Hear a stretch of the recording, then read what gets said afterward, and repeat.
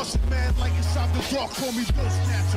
Just the brother for the rapture. I hang glide, holding on strong, hard to capture. Extravagant, resurrect the track and it's militant. And I react like a garden and start killing. It's manifesting. The God's work like appliances, dealing in my sleep like a lot. Yo, what's going on, everybody? It's your boy Naruto Explain here, bringing you guys some major news for Boruto Chapter 72. We have more spoilers that are out right now. So, like always, because these spoilers are out, I'm going to talk about the ones that really stand out to me, and then I'm going to reserve my judgment for everything else for when the manga chapter comes out, because I don't want to report on anything and I don't have 100% accuracy. So getting into these spoilers that we have, which are coming courtesy of Abdul, we got some more context on what's happening in the chapter. And I gotta say, there's a huge moment that is being set up with Naruto and Kawaki that I think that this is something we have to keep our eyes on moving forward, because Naruto right now,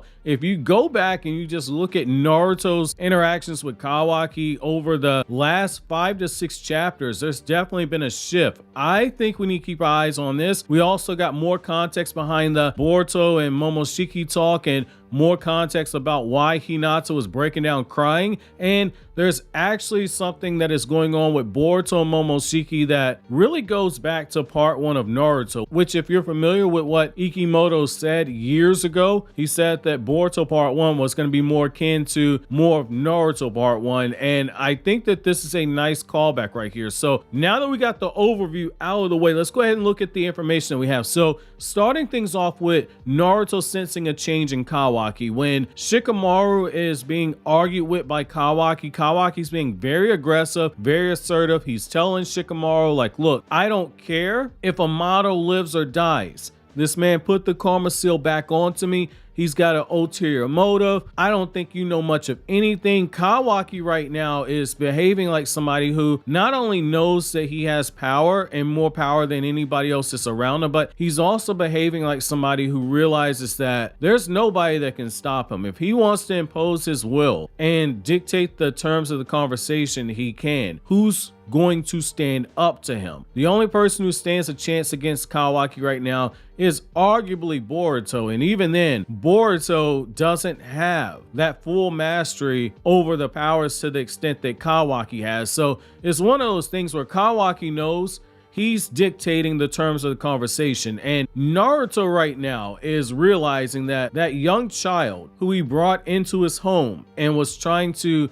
show a different light to, he's changing. Just like I talked about in my video essay where I said that Jigen told Kawaki, you are nothing without the karma, but Naruto tried to teach him that you can have everything in spite of having karma. All that work that Naruto tried to do with Kawaki to make him see a different light, all of that is being walked back right now, and it's because Kawaki is beginning to fall further and further into that madness that Amato spoke about. And that does two things. It makes you wonder how much of this is exactly as Amato planned, and then it also makes you wonder, is there something else going on right here? Because he's behaving more and more like an Otsutsuki. That is something we have to keep our eyes on, and Naruto is deeply alarmed and troubled by it. So very nice right there, just setting up that future conflict, because we know Naruto and Kawaki, that split is coming at some point. So I like seeing that. And the next thing we get is that we have the background information about Hinata and Boruto, and we get a huge bombshell. So the manga skipped over the fact that Hinata learned that Boruto died, and because Hinata learned that her son died and she knows the truth, Hinata is very visibly shaken and worried about her son's safety. And when she sees that Boruto is putting on the headband, he's about to go out on the mission, it's because Shikamaru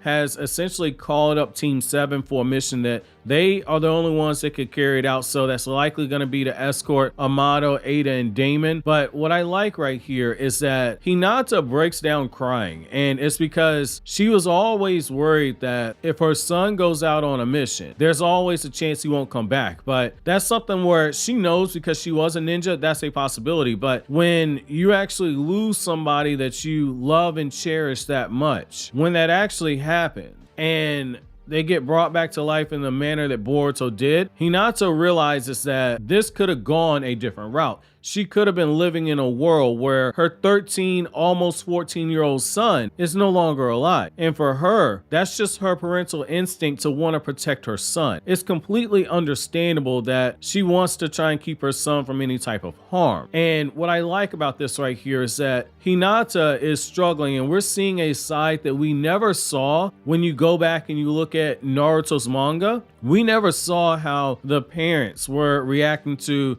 their children becoming shinobi, being put in those life or death situations. Like, the closest we got to that is if you go into the Naruto Shippuden anime, you had that moment where after Shikamaru came back from the mission and Asuma died, Shikamaru and his father, they play the shogi match and Shikamaru breaks down crying and everything. Very different from the manga. The manga version, Shikamaru's father shows up and Shikamaru's already coming up with the plan. He's been training, he's been smoking Asuma cigarettes, and he's been coming up with the countermeasures, and dad's like, okay, son's got it. I don't need to offer him any type of support. Well, you're seeing this now. You're seeing the human side to being the parent of a shinobi. And I like this. I really like this because up until this point, the only time that we've seen this in printed format was in the light novels. And to an extent, you can make the argument that the scene with Kushina and Minato is something that counts because we did see how Kushina tried to put a lifetime of advice into the moment that she spoke with her son. But this one hits home differently, in my opinion, because with Kushina and Minato, we knew that they were dying. With this one, this is more so of a heart tugger, in my opinion. I like that we're seeing some of that being built on. Now, the next thing we get right here is that Boruto's telling Hinata, like, hey, I already died. I came back to life. You don't need to worry about this. If anything happens, I'll find a way to make it back again. And when Boruto walks out the house and he begins to go to meet up with Sarada and Mitsuki, you have this moment where Momoshiki shows up, and Momoshiki basically tells him, you're foul for lying to your mother. You're telling her that you're not going to die, that everything is going to be okay. Momoshiki tells him the coming despair is going to be so great that you're not going to have the will to live anymore. And when that happens, you're going to give up control to me. And Boruto is talking trash to him. He's like, look, you can't use my body to resurrect anymore. I don't believe nothing you're saying. Momoshiki reiterates to him. He says, you're not going to want to live anymore. And once that happens, I will be the one who exists and you will be the one who exists in a small corner of your consciousness. Now, the reason why I like this is that if you are familiar with Naruto's lore, what Momoshiki is essentially referring to is what Orochimaru's living corpse jutsu is. Now, I did a video earlier this month explaining how Orochimaru's living corpse jutsu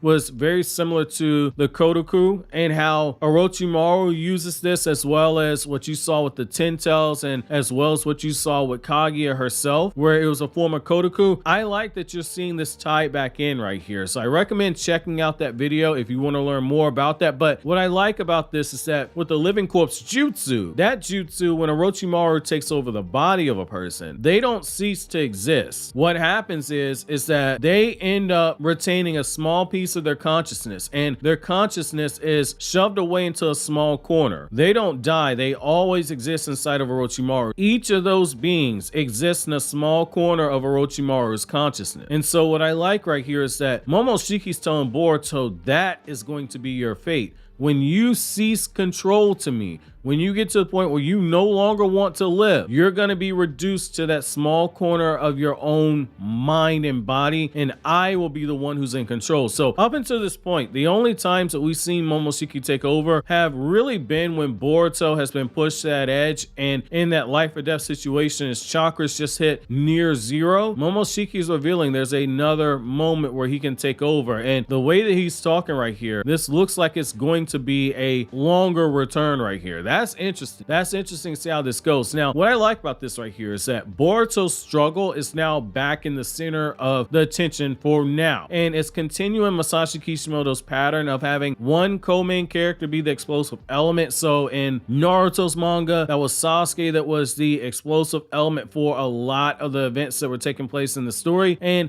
the other co-main character has her life upended by the explosion, which spurs that character's growth. So you saw that with Naruto, how there were certain things happen with Sasuke that directly impacted Naruto's life, and how Naruto was responding to that stuff is what added to his character development, where you're seeing that here with Boruto and Kawaki. So Code is being fueled by his revenge on Kawaki. A lot of his actions are because of Kawaki, and Kawaki is just the added incentive that he has to want to capture Boruto and feed him to the Ten Tails. But in the process of Code going after Kawaki, Boruto is the one who stands to lose so much, and now Boruto's own soul is at risk because he's fighting against fate right now, and he knows that something's going on. Momoshiki's not just talking crazy to him, but he also realizes that he is powerless to stop what's coming for him. But what he does know is that he still has an obligation to try and stop the coming calamities. So I like what we're seeing right here. So that's going to be it for this update. There's some other stuff that took place right here, but as I said in the beginning, I want to make sure I have everything accurate, so I'm not going to weigh in until I'm able to read everything for myself and make sure there's nothing that's left out, and so I can cross-check a few things that Viz Media puts on their translations. That way I can give you guys the best possible review. Keep the notifications turned on, because I will be bringing you guys the chapter review tomorrow when the chapter comes out. But let me know how you guys feel about the Kawaki and Naruto situation being set up, and how do you feel about the human element of a shinobi parent being put on display. And while you think that over, consider watching these other videos you see on the screen right now.